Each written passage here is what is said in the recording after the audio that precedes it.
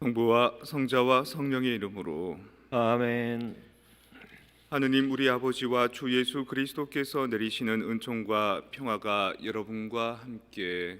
또한 사제의 영과 함께 이 미사 중에는 주님의 은혜를 청하는 윤지원 요한과 엘리사벳을 기억하며 미사 봉헌합니다. 또한 우리보다 먼저 주님 품으로 돌아가신 이 요아킴 영혼을 위해 미사 봉헌하겠습니다. 전능하신 하느님과 형제들에게 고백하오니 생각과 말과 행위로 죄를 많이 지었으며 자주 의무를 소홀히 하였나이다. 제 탓이요 제 탓이요 저의 큰 탓이옵니다. 그러므로 간절히 바라오니 평생 동정이신 성모 마리아와 모든 천사와 성인과 형제들은 저를 위하여 하느님께 빌어소서. 전능하신 하느님, 저희에게 자비를 베푸시어 죄를 용서하시고 영원한 생명으로 이끌어 주소서. 아멘. 주님, 자비를 베푸소서. 주님 자비를 베푸소서. 그리스도님, 자비를 베푸소서. 그리스도님 자비를 베푸소서. 주님, 자비를 베푸소서. 주님 자비를 베푸소서. 기도합시다. 주님, 주님의 종들에게 끊임없이 자비를 베푸시니 주님을 창조주여 인도자로 모시는 이들과 함께하시어 주님께서 창조하신 모든 것을 새롭게 하시고 새롭게 하신 모든 것을 지켜주소서.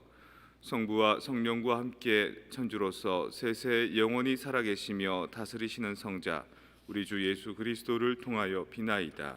아멘.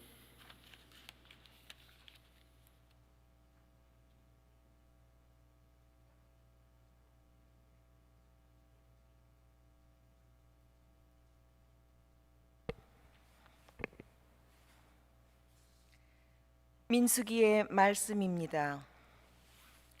그 무렵 모세가 에디오피아 여자를 아내로 맞아들였는데 미리암과 아론은 모세가 아내로 맞아들인 그 에디오피아 여자 때문에 모세를 비방하였다.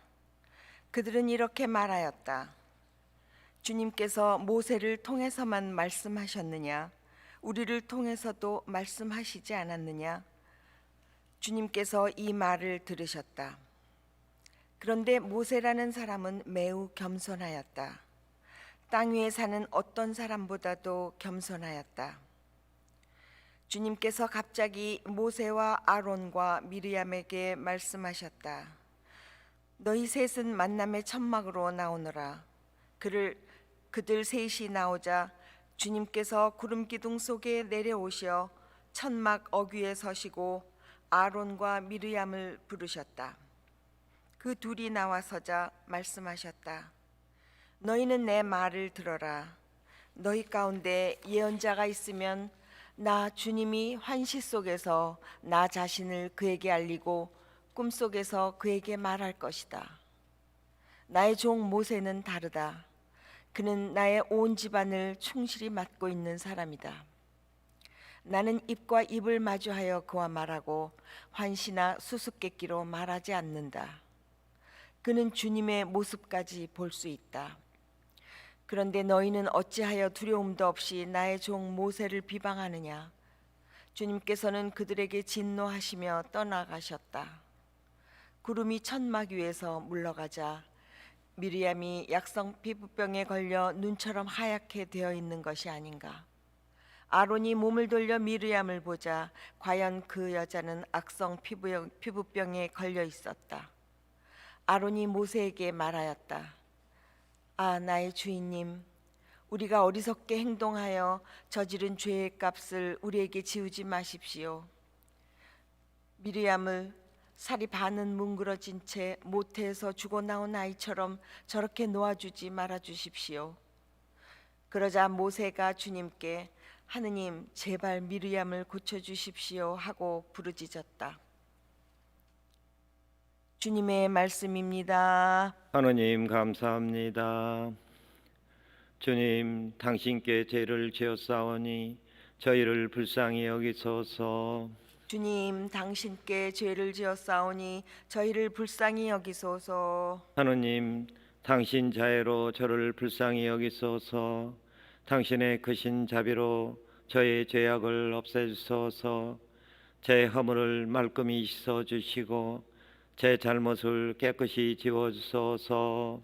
주님, 당신께 죄를 지었사오니 저희를 불쌍히 여기소서. 제 죄악을 제일가 알고 있사오며 제 잘못이 언제나 제 앞에 있나이다.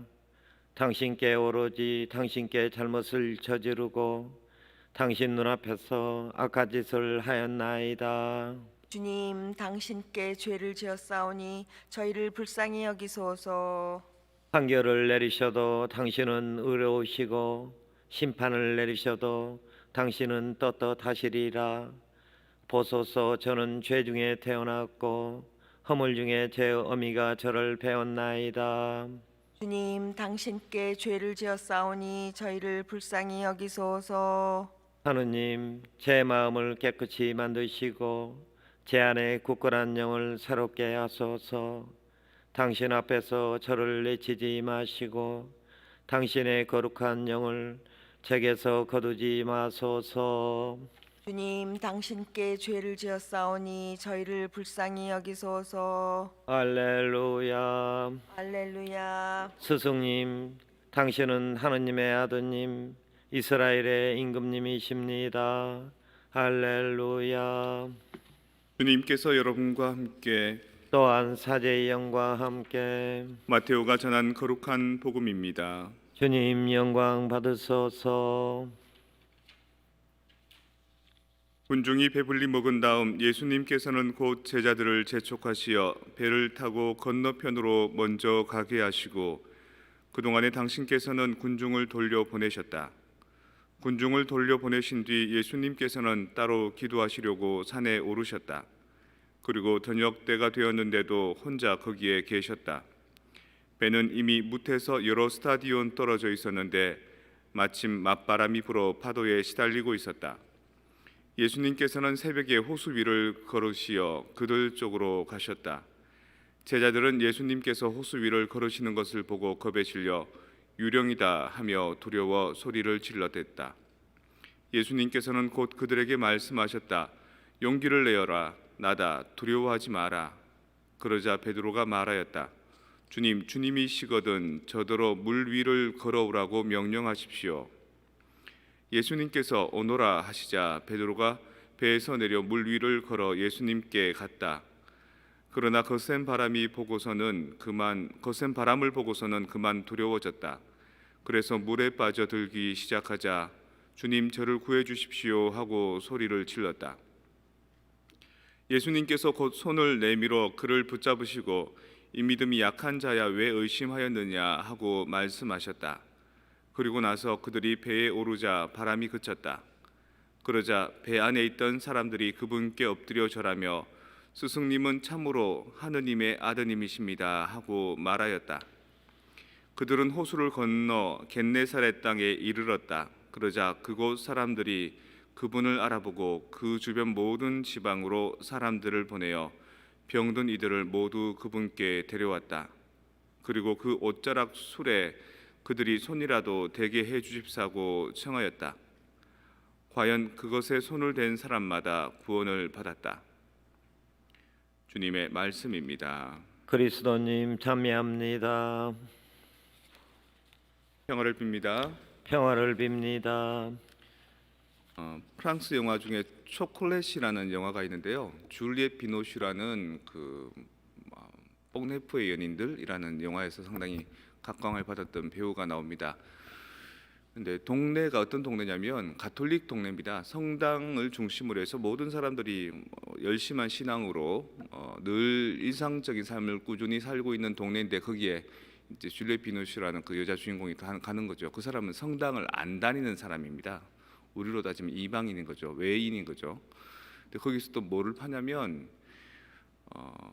달콤한 것, 뭔가 유혹적인 것, 초콜릿 가게를 하는 겁니다. 그러니까 사람들이 별로 안 좋아하죠. 이 동네에 안 어울리는 사람이라고. 옷차림도 그렇고 혼자 사는 여자라서 더더욱 그렇고. 그래서 그 동네에서 이제 본당 신부님이 젊은 신부님이 있는데 그 신부님은 기가 약해가지고 늘 이렇게 발발발 떨립니다. 사람들이 뭐라 그러면 거기에 이렇게 여기 흔들리고 저기 흔들리고 하고, 심지어는 본당에 신자분 중에 원로분이 계신데 그분이 써주는 글대로 강론을 이렇게 읽습니다. 근데 다른 얘기하면 큰일 나는 거죠. 그러다가 이제 어떻게 길을 가다가 그 초콜릿 가게 주인을 만나게 됐고, 그분한테 초콜릿 한 쪽을 탁 먹게 됐는데 엄격하고 발발발 떨던 그 젊은 신부님이 약간 로맨틱하게 바뀌고 또 약간 자유로운 영혼으로 바뀐 겁니다. 그때부터 다른 사람의 조언이나 다른 사람의 그 말도 필요 없이 자기가 막 이렇게 삶을 살고요. 또 그런 변화들을 제일 싫어하는 사람 중에 한 분이 그 본당에 원로셨던 그 글을 써주는 그분이 그 여인을 쫓아내야 되겠다 싶어서 갔다가 뭘 이렇게 부수고 없애고 하다가 초콜릿 한 쪽이 입에 딱 들어갔는데 그 다음 날 그 초콜릿을 막 먹어가지고 다음 날 날이 새도록 이렇게 자기가 널브러져 있는 모습, 그러니까 약간 그 엄격함에서 자유로움으로 이렇게 변해 있는 그런 모습들을 이제 발견하게 되는 재미난 영화입니다. 거기에서 이제 뭐가 보이냐면 그 본당 신부의 재치권, 그 통치 능력이 보이는 거죠. 어떤 데서는 아주 장악력이 강해서 사람들로 하여금 이 길로 가야 된다, 저 길로 가야 된다 이끄는 사람이 있는가 하면, 어떤 경우에는 교우들이 원하는 대로 또는 주변 사람들이 원하는 대로 이렇게 해주는 데도 있는 거죠. 예수님의 통치 능력은 어떨까? 또 모세의 통치 능력은 어떨까? 그 통치 능력에 가끔씩 도전이 들어옵니다. 왜냐하면 나도 같은 리더 그룹인데 왜 당신만 옳습니까? 이런 얘기, 또는 어떻게 당신이 그 하는 말을 우리가 다 따라 들어야 됩니까라는 그런 아래에서부터 뭐 어떤 반발들.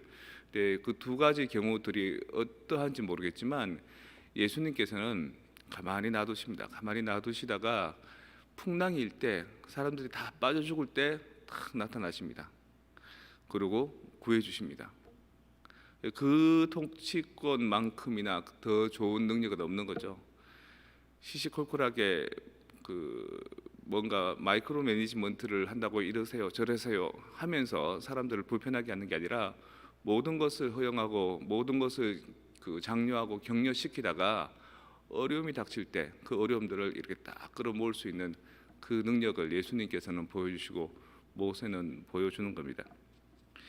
사실은 뭐 이 예수님 시대, 모세 시대만 해도 그 옛날 시대잖아요. 그때는 남성 중심의 사회였고 또 사제 중심의 사회였고, 그런 데에서 나오는 그 권위와 권력들을 오늘날 사회에 그대로 적용시키기는 참 쉽지 않습니다.